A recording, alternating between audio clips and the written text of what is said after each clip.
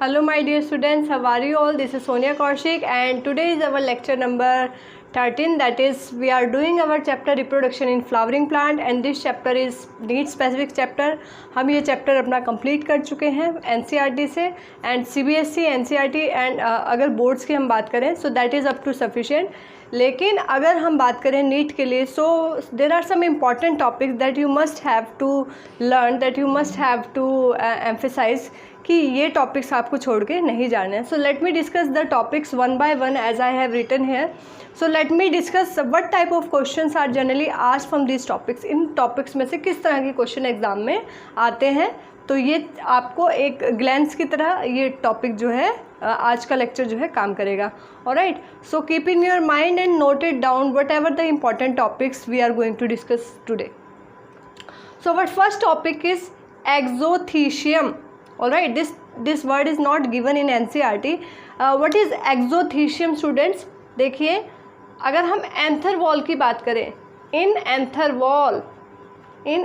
Wall अगर आपको याद है एंथर वॉल में आउटर मोस्ट वॉल को क्या कहते हैं? Outer most wall is epidermis. Alright, outer most wall is epidermis and some time this epidermis get thicken. ये ज़्यादा थिक हो जाती है स्टूडेंट्स, ठीक है. एक्स्ट्रा थिक लेयर अगर एपिडर्मिस की हो जाती है at that time this is called exothecium. Very very important, note it down. बाकी ये क्वेश्चन इंपॉर्टेंट है, एंथर की 4 वॉल्स कौन सी है? What are the 4 walls of anther? So this is epidermis, then this is first from outer side, then second one is endodermis, third one is middle layer and last inner one is tapetum. All right, this is fourth, innermost layer. Our second question is about tapetum. Tapetum क्या है students? Very very important, note it down. It is the innermost सबसे अंदर वाली innermost layer in anther wall and you all know anther के अंदर क्या बनते हैं? pollen grains. So what is the function of this tapetum? It provides nutrition. It provides nutrition to developing pollen grains. Alright students, pollen grain जो develop pollen grains हो रहे हैं उनको जो है न्यूट्रिशन प्रोवाइड करता है. एक और क्वेश्चन यहाँ से आता है students, which layer helps in dehiscence of anther when anther mature. जब एंथर मैच्योर हो जाता है वो स्प्लिट होता है, पोलन ग्रेन्स उसमें से बाहर आ जाते हैं. देखिए, दिस इज एंथर, कैसा नेचर का है ये क्वेश्चन भी आ जाता है स्टूडेंट्स. बाइलोब्ड एंथर है, bilobed in nature and this anther when ये स्प्लिट होता है तो वहाँ क्या निकलते हैं बाहर? pollen grains. All right, this is called dehiscence of anther. Dehiscence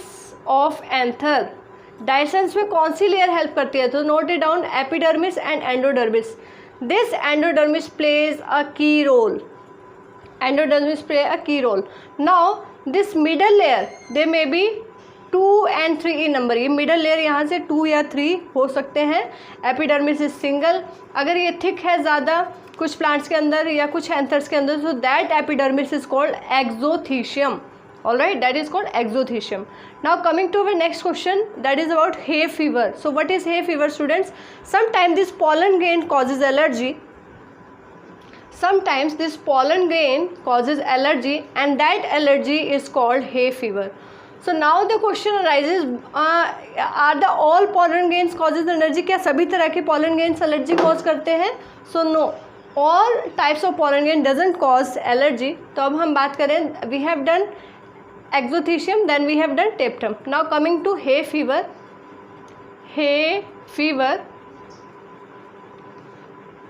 Student, this is also called pollen allergy. Pollen allergy caused by, कौन cause करता है? Caused by pollen grains. Alright, pollen grain से जो एलर्जी होती है that allergy is called hay fever and that is sometime called anaphylactic response भी कई बार उसको कहा जाता है। तो student what type of pollen grains causes allergy? पहली बात तो ये कुछ पेशेंट्स हैं दैट ऑलरेडी हैविंग एस्थमा या रेस्पिरेटरी प्रॉब्लम्स हैं, तो उनके अंदर ये ज़्यादा प्रॉब्लमेटिक, उनके अंदर ये ज़्यादा एलर्जिक हो सकते हैं, नॉट इन ऑल। एंड कौन सभी पॉलन ग्रेन एलर्जी कॉज नहीं करते, जो पॉलन ग्रेन एलर्जी कॉज करते हैं उसके एग्जांपल हमारी एनसीईआरटी में एक ही गिवन है, parthenium, parthenium that is also called carrot grass, alright, its pollen grain causes allergy। तो पार्थेनियम, कैरेट ग्रास, एक और आप यहाँ एग्जांपल कर लीजिए स्टूडेंट, चिनोपोडियम, ऑलराइट, चिनोपोडियम, ये पॉलन ग्रेन भी क्या करता है, एलर्जी कोज करता है। One more is there, amaranthus, okay, so note it down, parthenium that is called carrot grass, Chenopodium and Amaranthus, these pollen grains generally causes allergy that is called hay fever, alright, that is called hay fever। Now next topic is cryopreservation। Have you heard about cryopreservation और have you heard about pollen bank? pollen bank के बारे में सुना है students आपने? pollen bank, देखिए अभी हमारे पास बहुत सारे प्लांट की स्पीशीज़ ऐसी है जो रेड डाटा बुक के अंदर है, यानी कि कुछ प्लांट्स ऐसे हैं जो एक्सटिंक्ट हो चुके हैं या उनका नंबर बहुत ही ज़्यादा जल्दी तेज़ी से कम होता जा रहा है। So we have to save that pollen grains, हमें उनके पॉलन ग्रेन्स सेव करके रख सकते हैं, जैसे स्पर्म बैंक के अंदर स्पर्म रखते हैं या सीमेन बैंक के अंदर सीमेन होते हैं, ह्यूमन के केस की मैं बात कर रही हूँ। सिमिलरली सम एंडेंजर्ड स्पीशीज़, जिन स्पीशीज़ को आने वाले समय में लुप्त होने का खतरा है, ख़त्म हो सकती हैं जिनकी प्रजाति, so we can save that pollen grains in liquid nitrogen. So our next topic is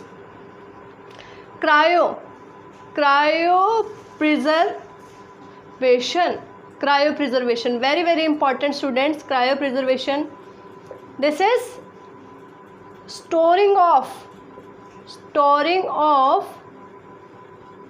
pollen grains, this is storing of pollen grains in liquid nitrogen।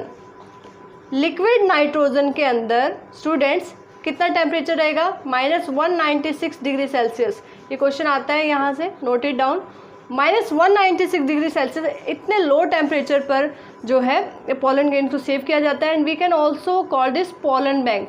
कहाँ ये टेक्निक यूज कर रहे हैं हम लोग, pollen banks, alright. This technique can be use for to preserve यानी कि बचा के रखना, to preserve the pollen grains, to preserve the pollen grains, which pollen grain, endangered species, जिनके मेंबर्स बहुत ही कम रह गए हैं, and that may be extinct in coming future, जो अभी आने वाले समय में एक्सटिंक्ट हो सकते हैं। So very important student, this much low temperature help to preserve this pollen grain, and this technique is also use to save the semen sample in case of human, in case of other animals, alright, so it is a very good technique that helps in preservation। Now coming to next topic, that is fossilization।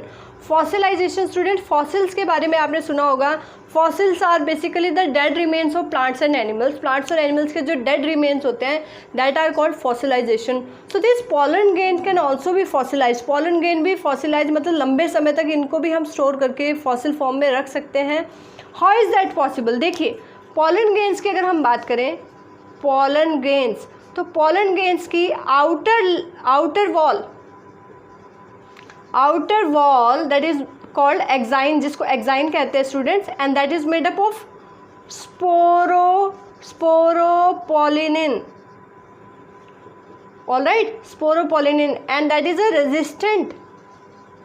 Is a resistant material, that is resistant to acid, that is resistant to temperature, alkali, base, तो सभी तरीके से resistant है। So this characteristics of this pollen grain helps to fossilize the pollen grain, and that property of pollen grain is called fossilization। Alright students, so if we talk about what type of you can say, is there any region in pollen grain where sporopollenin is absent? जहाँ पे sporopollenin नहीं होगी तो वो है germ pore। This is the question asked generally, germ pore. In germ pore, sporopollenin is absent. No, in germ pore, no sporopollenin, ठीक है, sporopollenin नहीं होगी यहाँ पर। एंड जर्म पोर से क्या जर्मिनेट करती है? Pollen tube. Alright students, pollen tube germinate करेगी पॉलन ग्रेन से। ओके, नेक्स्ट अगर आपने सुना हो जिम्नोस्पर्म्स के अंदर students, in case of gymnosperm you might have heard about sulfur shower and yellow shower you have heard. So in case of Pinus, जो gymnosperms की अगर हम बात करें तो वहाँ पे पॉलन ग्रेन स्टूडेंट्स जब एंथर डाइसेंस वहाँ होता है, एंथर मैच्योर होता है, एंड पॉलन ग्रेन्स क्योंकि विंड से पॉलिनेशन वहाँ जिम्नोस्पर्म्स में ज़्यादातर होती है, they have winged pollen grains, तो वहाँ हमें ऐसा लगता है कि जैसे येलो कलर का powdery substance everywhere is there, अगर हम कहीं पे भी टच करेंगे so we will get a yellow colour powder on our hands, so that yellow showering, that showering is due to pollen grains, ठीक है। पॉलन, अगर हिली एरियाज़ की बात करें तो पाइनस में तो इस तरह का जो है पॉलन ग्रेन्स मिल सकते हैं। नाउ अब हम बात करते हैं पॉलन ट्यूब एंट्री की, या सबसे पहले हम बात करते हैं पॉलन ग्रेन्स को और क्या कहा जाता है। अदर नेम्स, किसके अदर नेम्स की बात करें? Pollen grains. Alright, so this pollen grain is also called tube cell. Tube cell भी कहा जाता है। वाई इसको ट्यूब सेल क्यों कहते हैं स्टूडेंट्स? क्योंकि पॉलन ट्यूब जर्मिनेशन इसमें होता है, it helps in germination of pollen tube. Alright, this is also called microspore, इसको माइक्रोस्पोर भी कहते हैं students, and this is also called male gametophyte. Alright, कई बार पॉलन ग्रेन की सेल स्टेज की बात करते हैं तो generally 2 cell stages there, one is vegetative cell and second one is generative cell. एक क्वेश्चन यहाँ से आता है students, how many mitotic division occur in pollen grain? Generally it is shed at 2 cell stage. Anther से जब pollen grain निकलते हैं तो ये 2 सेल स्टेज पे निकलते हैं, एक वेजिटेटिव सेल रहती है और एक जनरेटिव सेल। लेकिन कई बार ये जनरेटिव सेल की अगर हम बात करें तो एक माइटोसिस यहाँ पे होगी स्टूडेंट्स, 1 डिवीजन, एंड इस जनरेटिव सेल में एक और डिवीजन होगा, तब ये 2 male gamete, these 2 male gametes are from generative cell. Very very important, in 60% of angiosperms, 60% flowering plants के अंदर 2 सेल स्टेज पर कितने 60% एंजियोस्पर्म्स के अंदर, एंजियोस्पर्म यानी कि फ्लावरिंग प्लांट के अंदर 2 सेल स्टेज पर ही पॉलन ग्रेन जो है शेड होते हैं। एंड अगर हम माइटोसिस की बात करें, कितनी माइटोसिस इसके अंदर होती है स्टूडेंट? तो 2 mitotic division. Answer is 2 mitotic division. पहले डिवीज़न से क्या होगा स्टूडेंट? वेजिटेटिव या generative cell.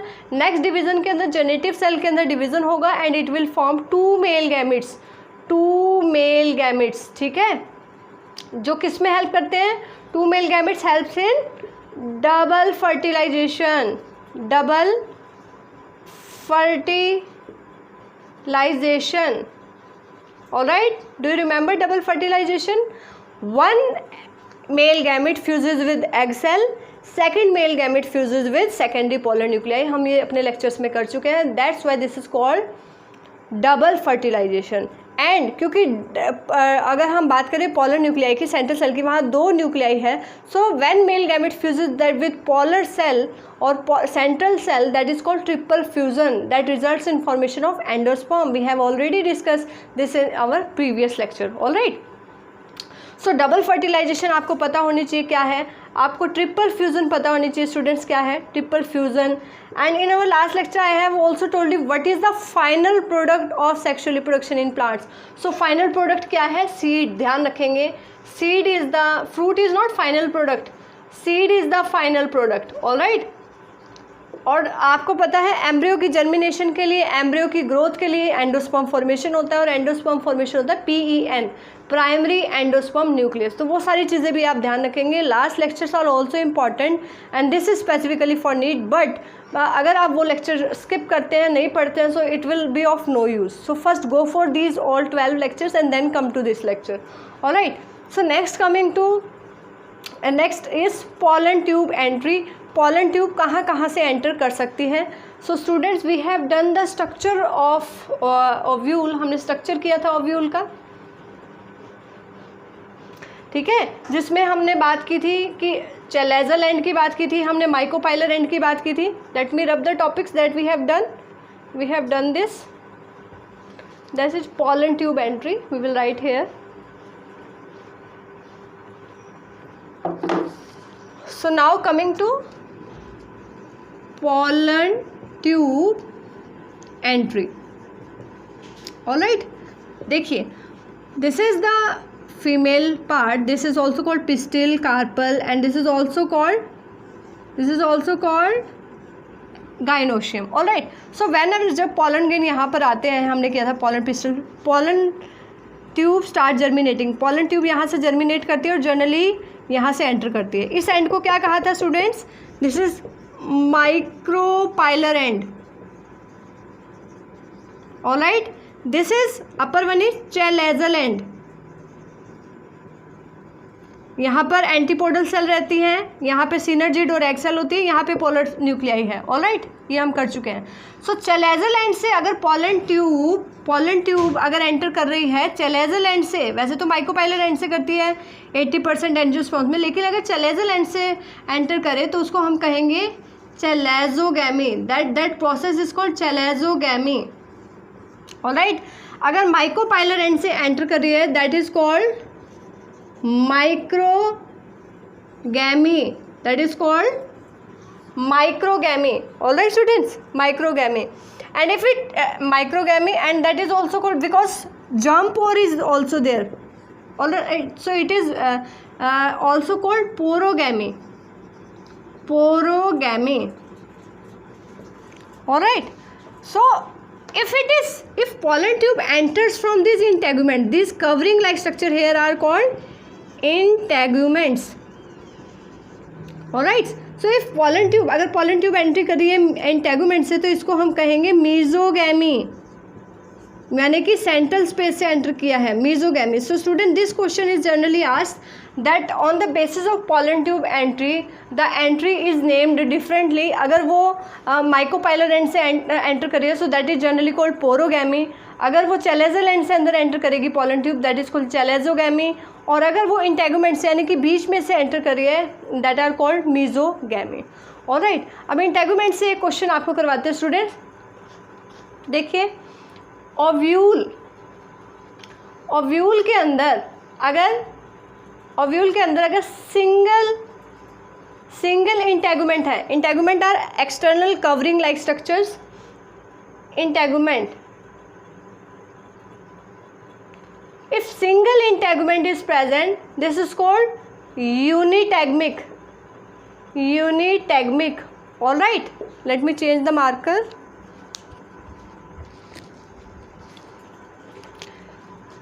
If two integuments are there or more than two integuments are there, so this is called bitagmic. And if there is no integument present, अगर integument present ही नहीं है तो that is called ategmic. All right, so ovule different types के हो सकते हैं students. अगर सिंगल इंटेगुमेंट है यूनिटैगमिक, दो हैं तो बाईटैगमिक, और नहीं है तो एटैगमिक. ए मीन्स एब्सेंट है, ठीक है, इंटेगुमेंट जो है एब्सेंट है. All right, so now coming to our next topic that is protandry and protogyny. देखिए students, andry word is related to androecium. Androecium हमने कहाँ किया था? Androecium we have done in male part. Okay, male part को हम क्या कहते हैं? एंड्रोशियम कहते हैं, और फीमेल पार्ट को गाइनोशियम कहते हैं. ठीक है, हम ये कर चुके हैं. मेल एंड फीमेल पार्ट को क्या कहते हैं स्टूडेंट्स? सो देखिए, अगेन बात करते हैं कंडीशन की. हम बात कर रहे हैं प्रोटोएंड्री कंडीशन क्या है? This are not given in NCERT, so keep in your mind, अच्छे से इनको ध्यान से सुने. प्रोटोएंड्री, और एक कंडीशन की बात करेंगे protogyny. So students, you all know that the male part is called androecium and the female part is called gynoecium. Proto means पहले. So if male part, male sex organ या male reproductive part कहेंगे हम, male reproductive part matures first. देखिए अभी हमने monoecious plants को किया था that have male and female sex organ in same plant. जब male and female sex organ same plant में थे, देखिए students, this is stigma, style and ovary, ठीक है, और ये यहाँ से हम दिखा देते हैं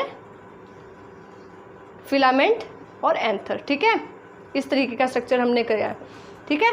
तो अभी यहाँ पे मैं सिर्फ एसेंशियल पार्ट्स की बात कर रही हूँ। ये हमारा फीमेल पार्ट है, ठीक है, this is female part and this is male part of the flower. Flower is the reproductive organ of the plant, all right. So protandry, अगर सेल्फ पॉलिनेशन से बचाने के लिए स्टूडेंट्स कई बार देखिए सेल्फ पॉलिनेशन अगर होनी है सो इट इज़ वेज, चाहे वो ऑटोगैमी है चाहे वो जिटोनोगैमी है, it's very important that stigma and this anther mature on the same time. इनके अंदर सिंक्रोनस बिहेवियर होना ज़रूरी है, दोनों का एक साथ मैच्योर होना ज़रूरी है। But what happens if both of them not matures at the same time, it prevents self pollination. तो कई बार सेल्फ पॉलिनेशन से प्रिवेंट करने के लिए, अपने आप को बचाने के लिए plants adaptive this type of mechanism कि या तो उनमें मेल पार्ट पहले डेवलप होगा या फिर फीमेल पार्ट। सो अगर उनमें मेल पार्ट पहले डेवलप है, फीमेल पार्ट अभी स्टिग्मा रेडी नहीं है, यहाँ से पॉलन ग्रेन मैच्योर होकर निकल जाएंगे एंथर से, लेकिन स्टिग्मा रेडी नहीं है, so they will go to the flower of another plant, किसी और प्लांट के फ्लावर पर जाएंगे जहाँ स्टिग्मा मैच्योर होगा। तो इस तरीके से क्रॉस पॉलिनेशन यहाँ पॉसिबल होगा, ठीक है स्टूडेंट। तो प्रोटो एंड्री कंडीशन में क्या होगा, mail reproductive part will mature first. Protogyny में क्या होगा, female reproductive part matures first. Female reproductive part पहले मैच्योर होगा। एंड ये कंडीशन, ये दोनों कंडीशन क्यों होती है स्टूडेंट्स, क्यों होती है, टू प्रिवेंट सेल्फ पॉलिनेशन, ताकि प्लांट्स के अंदर सेल्फ पॉलिनेशन ना हो, उनको क्रॉस पॉलिनेशन का चांस मिले। That's why they adapt this mechanism of protandry and protogynous condition. Alright students, so this is proto-andry and proto-gyne. Next coming to bud pollination. Students, आपने pollination पढ़ा है. What is pollination? Pollination is a process of transfer of pollen grain from anther to stigma. देखिए, this is anther, ये anther है, anther से stigma तक pollen grains का जाना क्या कहलाता है, pollination. अगर ये सेम प्लांट में है, so I have told you, same flower में है, सेम प्लांट में है, that is self pollination. Different plant में है, डिफरेंट फ्लावर्स के बीच है, तो that is called cross pollination. What happens, आपने देखा है जनरली फ्लावरिंग से पहले, जब फ्लावर खिलता है, जब ब्लूमिंग होती है, ब्लूमिंग ऑफ द फ्लावर, उससे पहले बड स्टेट में फ्लावर होता है।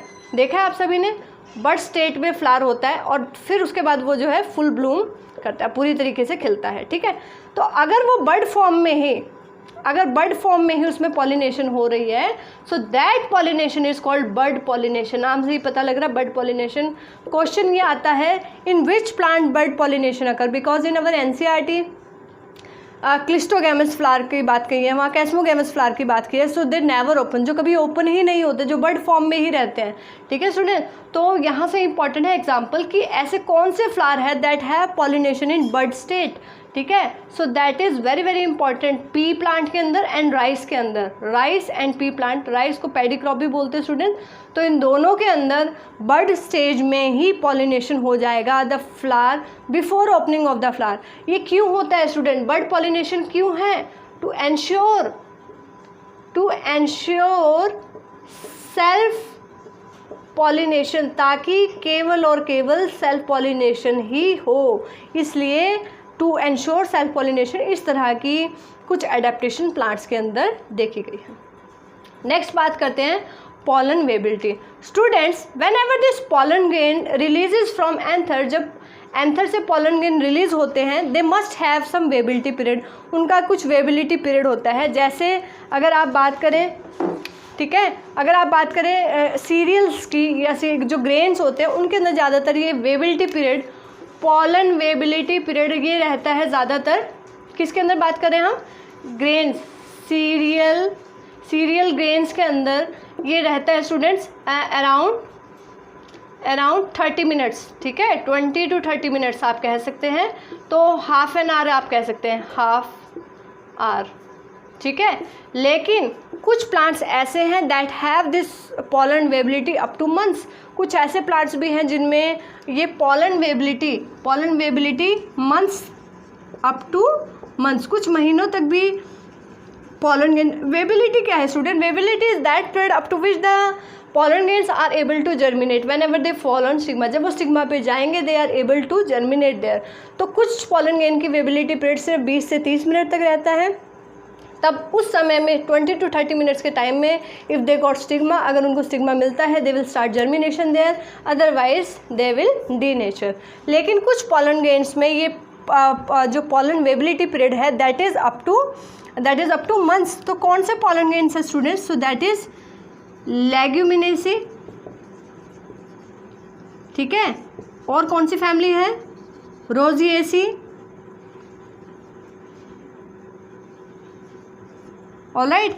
और एक और आप कर सकते हैं सोलानेसी, जिसके अंदर पोटैटो एंड ब्रिंजल ये सब आते हैं, ठीक है। रोजिएसी रोज लेग्यूम्स, जो पल्सेस वाले जो हमारे हैं like pea and other pulses, gram and all, so वो सब उनका वेबिलिटी पीरियड ज़्यादा भी हो सकता है। नेक्स्ट हमने एक टॉपिक किया था student, fruits, true fruits and false fruit. हमने किया था ट्रू फ्रूट्स किसको कहते हैं?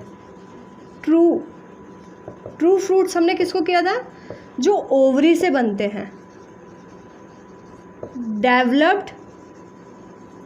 Developed from ovary, because what is fruit? Ripened ovary is called fruit. अगर वो ओवरी से बन रहा है दैट इज ट्रू फ्रूट। अगर वो ओवरी से नहीं बन रहा है या किसी और पार्ट से बन रहा है, includes other part, example thalamus, तो उस केस में हम क्या कहेंगे? उस फ्रूट को फॉल्स फ्रूट कहेंगे स्टूडेंट। क्या कहेंगे? False fruit. जैसे एप्पल इसका एग्जाम्पल आप कर सकते हैं, स्ट्रॉबेरी कर सकते हैं। Now we have to come on next topic, parthenocarpic fruit. Parthenocarpic fruits कौन से students? They are a type of fruits that forms without fertilisation. बिना फर्टिलाइजेशन के जो फ्रूट्स बन जाते हैं, ऐसे फ्रूट्स को क्या कहा जाता है? Parthenocarpic fruits. And these fruits are generally seedless fruits, and for production of seedless fruit, this technique is using commercially on a commercial scale. So what are parthenocarpic fruits?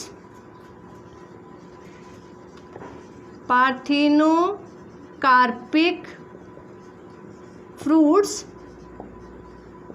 all right, these are fruits formed by without fertilisation. बिना fertilisation के जो fruits बनेंगे that fruits are called parthenocarpic fruits, alright. And the process is called, उस process को क्या कहेंगे? Parthenocarpy. And horticulturists are using this technique for commercial production of it is used in commercial production of seedless fruits, बिना seeds के seedless fruits खाते हैं आप? कौन से हैं example? Banana and one more, grapes आप ले सकते हैं, ठीक है, grapes. So this is a topic very important, parthenocarpic fruit. Animals के केस में पार्थिनोजेनेसिस हम करेंगे, that is different. Parthenogenesis like honey bee के अंदर या टर्की के अंदर कुछ ऐसे ऑर्गेनिज्म हैं जिनके अंदर विदाउट फर्टिलाइजेशन जो फीमेल जो गैमीट है ovule that develop into whole organism, that is called parthenogenesis. That is a different concept we will do in human reproduction, all right. So here is parthenocarpy. So make sure that parthenocarpy and parthenogenesis are two different terms. Parthenogenesis is related to animal reproduction, parthenocarpy is related to plant reproduction. So coming to our next topic, that is egg apparatus. Egg apparatus क्या होता है students? So we have done that in case of ovary, अगर हम ovary के अंदर देखें तो chalazal and पे हमने 3 एंटीपोडल सेल्स देखी थी, ठीक है, like this is again stigma, style and ovary, ठीक है, यहाँ एम्ब्रियो सैक है, यहाँ ऊपर हमने 3 की थी एंटीपोडल सेल, बीच में सेंट्रल सेल या पोलर न्यूक्लियाई, साइड में नीचे 2 सिनर्जिड थे और एक एग सेल था, यहाँ पे फिलीफॉर्म एपरेटस भी हमने किया। तो ये क्या है, ध्यान से देखिएगा स्टूडेंट, एग सेल, ये 2 क्या हैं, साइड में जो 2 हैं सिनर्जिड्स, ऑलराइट। सो सिनर्जिड कितने हैं, 2, एग सेल कितना है, 1। This is called egg apparatus, very very important. Sometime they will ask in form of equation. So egg apparatus contain 2 synergids plus 1 egg cell. All right. This is egg apparatus, very important. Then sometime question asks, this filiform apparatus and synergid they helps to guide the pollen tube. Pollen tube को guide करते हैं कहीं ना कहीं, कौन guide करता है, ये जो सिनर्जिड्स हैं या फिलीफॉर्म एपरेटस है, they guide the pollen tube, ठीक है।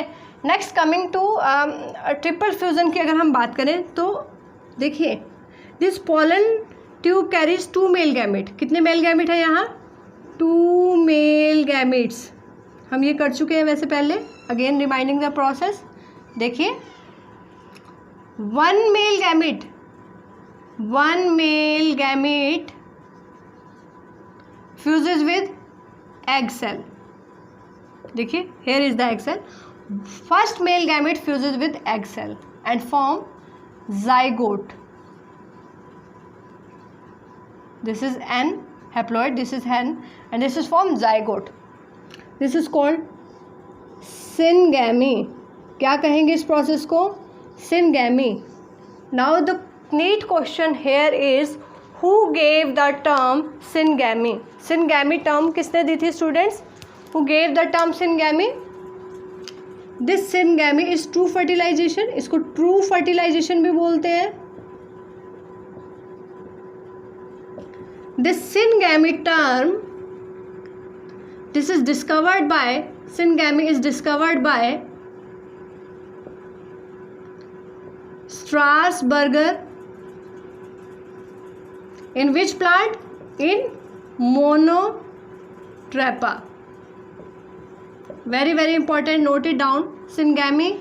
And if we talk about double fertilization, देखिए ये फर्स्ट रिएक्शन यहाँ से थी जिसको ट्रू फर्टिलाइजेशन, सेकेंड रिएक्शन क्या होगी, देखिए second male gamete fuses with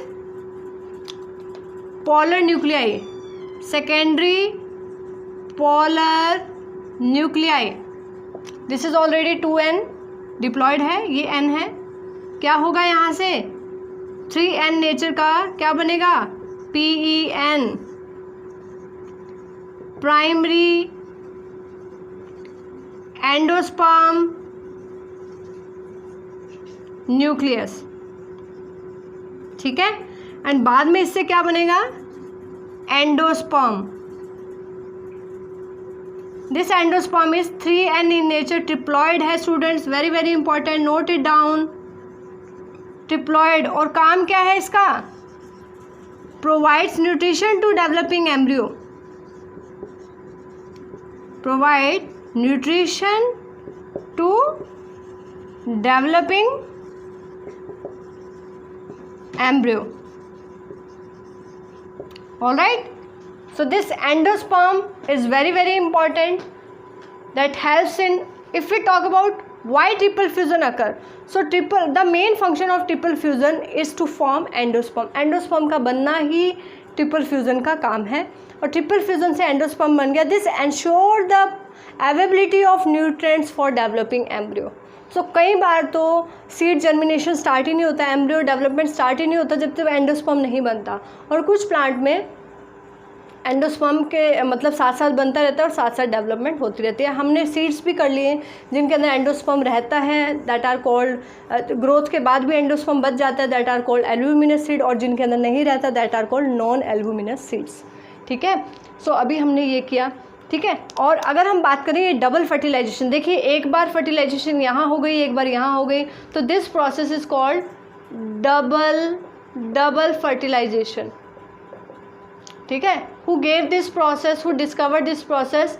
so scientist Nevershin discovered this process. So this is all about the important points of this chapter. One more topic is there, that is type of ovules. Different types of ovule on the basis of position of funicle, chalazal end and the mycopylar end.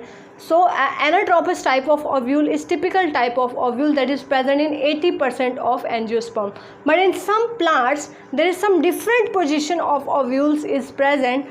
So that topic we will do in our next lecture. What type? Because questions are generally asked, they will give the diagram given होगा and they will ask what type of ovule is that. So that topic is comparatively very very important and we will do that topic in another lecture. So after next lecture we will start our chapter human reproduction. So I think these two lecture will be need specific. आज का जो lecture है और इससे अगला जो lecture होगा ये दोनों रिप्रोडक्शन इन फ्लावरिंग प्लांट से ही होंगे, और उसके बाद हम स्टार्ट करेंगे our third chapter that is human reproduction, and after that we will start reproductive health. So total 4 chapters are there in our first unit, reproduction. This chapter is very very important for CBSE as well as for NEET point of view.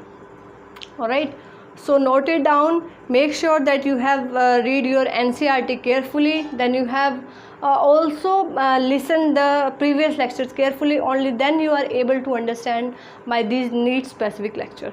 Alright students, we are actually discussing what are the previous year concepts that are asked in last few years of exam. Alright, so after that you can go for your objective practice, MCQ practice. You are then you can say that you are 90 to 95% ready for this chapter. Alright, so subjective and objective both type of practice is important for you. Alright, so this is okay for today. Thank you.